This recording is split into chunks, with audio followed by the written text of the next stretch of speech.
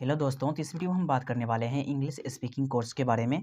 आखिर English speaking course क्या होता है, वो हम कैसे सीखेंगे कि ताकि हम कहीं पर भी जाके इंग्लिश 2-4 लाइन बोल सकें, वो भी अच्छी तरह से। उन्हीं के बारे में हम बेसिक से शुरू करने वाले हैं। तो उनका सबसे पहला टॉपिक है वर्ण विचार। वर्ण विचार को हम इंग्लिश में ऑर्थोग्राफी कहते हैं।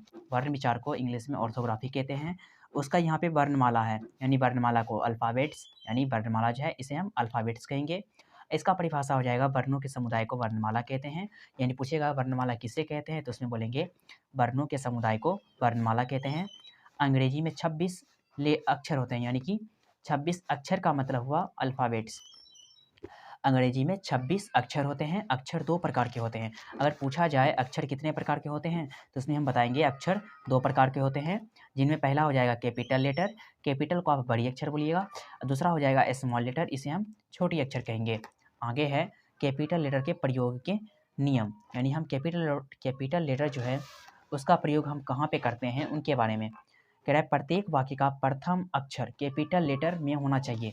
आप सब अक्सर देखते होंगे, स्कूल में भी सर बताते होंगे कि कोई भी वाक्य का पहला लेटर जो होता है वह कैपिटल होना चाहिए, यानी कि बड़ी होनी चाहिए।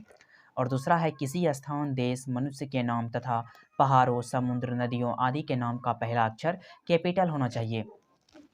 यानी उसका जो कोई भी पहला नाम होगा, उसको स्थान का नाम हो या मनुष्य का नाम हो या पहाड़ का नाम हो, उसका पहला नाम हमेशा कैपिटल होना चाहिए। कह रहा महीनों, दिवस आदि का प्रथम अक्षर कैपिटल, यानी कि महीना का नाम जैसे जनवरी, फरवरी, संडे, मंडे, ये सब जो है इन सब का पहला लेटर हमेशा कैपिटल होना चाहिए। उसके बाद कह रहा है शब्दों के संक्षिप्त रूप के अक्षर, यानी जैसे शब्द है उसका संक्षिप्त रूप कहने का, जैसे कि मान लीजिए MO, DO, ये सब जो है इन सबको हम कहेंगे संक्षिप्त रूप, यानी शॉर्ट में लिखना। इन सब का जो पहला लेटर होगा वह कैपिटल होना चाहिए।